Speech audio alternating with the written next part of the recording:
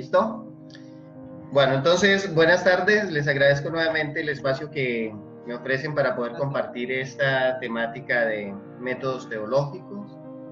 Ya hemos avanzado en alguna sesión. Ustedes han venido adelantando algunas lecturas en la plataforma que tenemos y que nos han habilitado desde el seminario para poder hacer los estudios referentes al ciclo de la teología.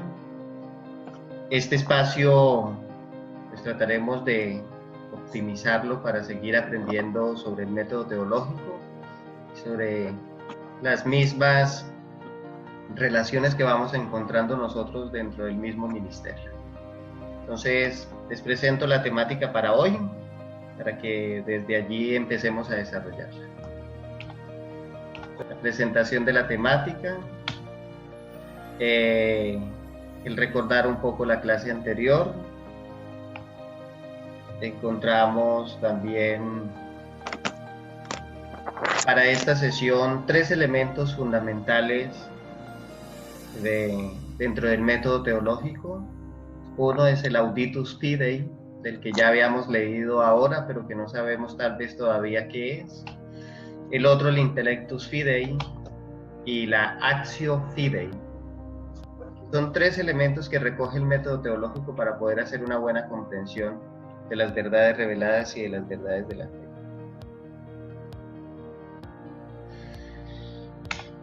Y en un cuarto momento nos dedicaremos a mirar una línea del tiempo de los diversos métodos teológicos, o por lo menos de lo que posiblemente puede verse como una división histórica de los métodos teológicos.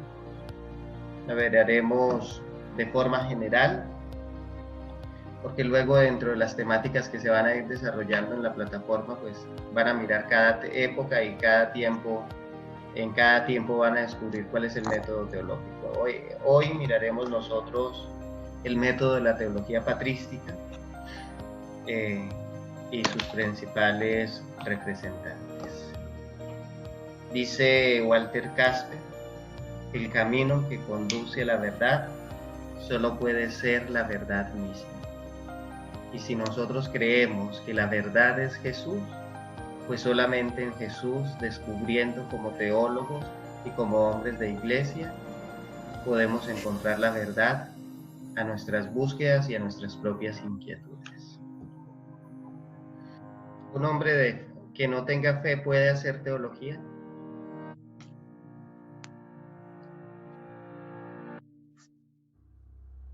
A todos la pregunta. No, porque es el elemento base para poder hacer teología es la fe. Entonces, una persona de fe es imposible que haga teología, padre. Ok, perfecto. Esteban, ¿cómo está Esteban? Por favor, Juan Pablo, ya empezamos la clase. Bueno, pues. Muchas gracias. Listo, entonces exacto, una persona que no tenga fe no puede hacer teología, por lo menos cristiana. Lo que puede hacer es un estudio racional, como lo decía Juan Pablo en la clase anterior. Lo que puede hacer es un estudio racional de Dios, pero para hacer teología cristiana debe ser un hombre de fe. Me hizo falta uno, porque se está repitiendo. El segundo es meditar sobre la palabra de Dios. Primero es escuchar, el segundo es meditar y el tercero, exponer con fidelidad la palabra de Dios. Es decir, que la palabra de Dios no la podemos volver para uso personal, sino que debe tener siempre los criterios de eclesialidad. Si no hay criterios de formación de iglesia, se nos pierde el sentido de ser teólogos y de buscar por medio del método teológico comprender las verdades de la fe. En ese sentido, entonces, el auditus fidei es el escuchar la palabra de Dios, el reflexionar la palabra de Dios y el exponer la palabra de Dios, pero con fidelidad a lo que la palabra quiere. Eso quiere decir que por eso el método lleva a buscar las formas de encontrar qué es lo que el texto sagrado quiere decir, qué fue lo que el autor sagrado quiso decir y qué ilumina ahora el texto sagrado a la realidad histórica que estamos viviendo actualmente.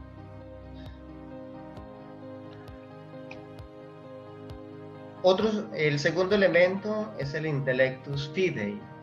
Si se nos ha dado por la fe,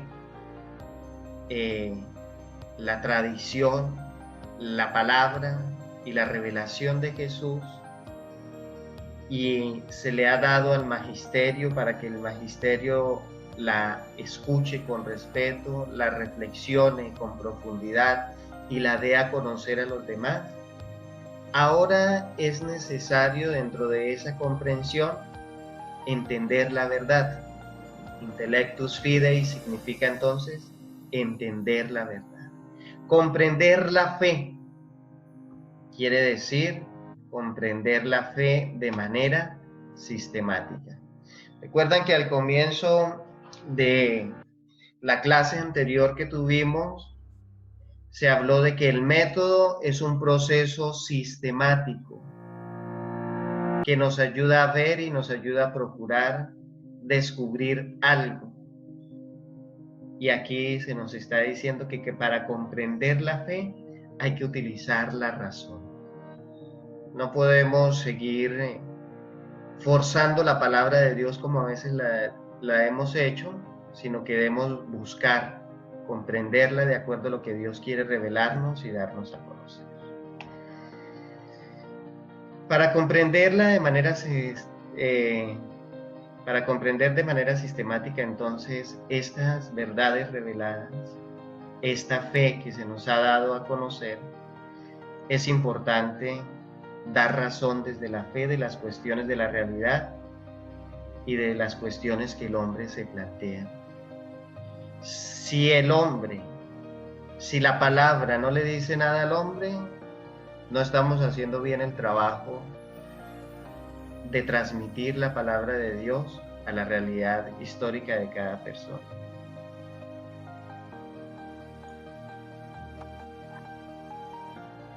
¿Qué es algo deductivo? Se hace de mayor a menor. De lo general A lo particular. Exacto. Cuando nos acercamos a la palabra de Dios, miramos el texto de forma general en su contexto y tratamos de ir descubriendo qué nos quiere decir el texto a nosotros, o ir buscando la argumentación de lo que el texto mismo quiere decir, sin volverlo un pretexto, sino volverlo palabra de Dios viva y actualizada. Entonces se trata de un conocimiento deductivo, sacando conclusiones ciertas de las verdades de la fe. Volvemos a lo mismo que decíamos al comienzo, cuando vimos la primera clase. Un método teológico es una forma sistemática y organizada que nos permite descubrir verdades de la fe. En ese sentido, podemos decir que estamos nosotros acercándonos a una teología especulativa. Los datos de la revelación escogidos e interpretados en la fe son expuestos de forma racional y son expuestos de forma orgánica. Dicen que uno de los mayores teólogos que ha hecho una teología esquemática ha sido San Agustín, por todo lo que escribió y por todo el orden que llevó y la secuencia que llevó de su pensamiento. En ese sentido, entonces, al teólogo, como aquel que está utilizando el método teológico, le corresponde buscar razones de manera organizada y sistemática de las afirmaciones sobre la fe, integrando de manera armónica cada afirmación con miras a la construcción de una misma verdad. Es decir, que lo que se debe buscar es construir la verdad, es descubrir la verdad y es vivir de la verdad. No se trata simplemente de especular por especular y de que cada quien se forme su propia verdad, no. Porque recuerde que el teólogo hace parte de la iglesia, ayuda en la construcción de la iglesia y actualiza la palabra de Dios para la iglesia. Entonces, la Actio Fidei, la presentan algunos manuales de teología, es la fe como acción. luego de recibir la palabra con fe, de tratar de entenderla, de tratar de racionalizar, no quiere decir que todo es racional, sino de tratar de comprenderla mejor por medio de la razón, la palabra debe tener un compromiso con la realidad. No debe ser una palabra vacía. Es decir, la palabra tiene que convertirse en una práctica de la fe. Si la palabra no se convierte en práctica o en praxis, no sirve para nada.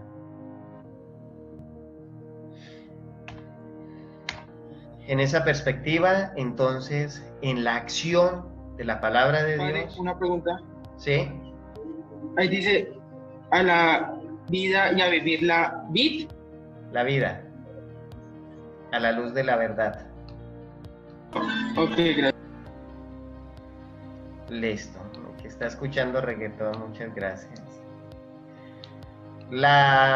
Entonces, la palabra en ese sentido práctico se convierte en una acción transformadora. Y esa es la fuerza y esa es la riqueza de la palabra, que la palabra transforma. Que la palabra va más allá. Y que la palabra va haciendo eco en la realidad histórica del hombre. Entonces aquí hay una primacía a la praxis y no nos quedamos solamente en ese sentido, nuestro compromiso es un compromiso directo con la vida y un compromiso directo de la vida que debe llevar a una acción transformadora. Un ejemplo de esto es la teología de la liberación, que es un compromiso netamente con la realidad histórica y leer desde la realidad del pobre la presencia de Dios. Sigamos, a que nos alcance el tiempo. Les presento ahora una línea del tiempo, donde miramos como los procesos, pero donde luego ustedes desde la plataforma van a empezar a descubrir qué método posible pueden tener allí. Entonces está la patrística, la monástica, la escolástica alta, la escolástica baja, una época humanista, protestante, la época barroca, el racionalista y la búsqueda en el siglo XX, porque sigue habiendo búsquedas de un método para comprender la verdad. No me detengo ahí porque luego ustedes lo van a desarrollar en la plataforma.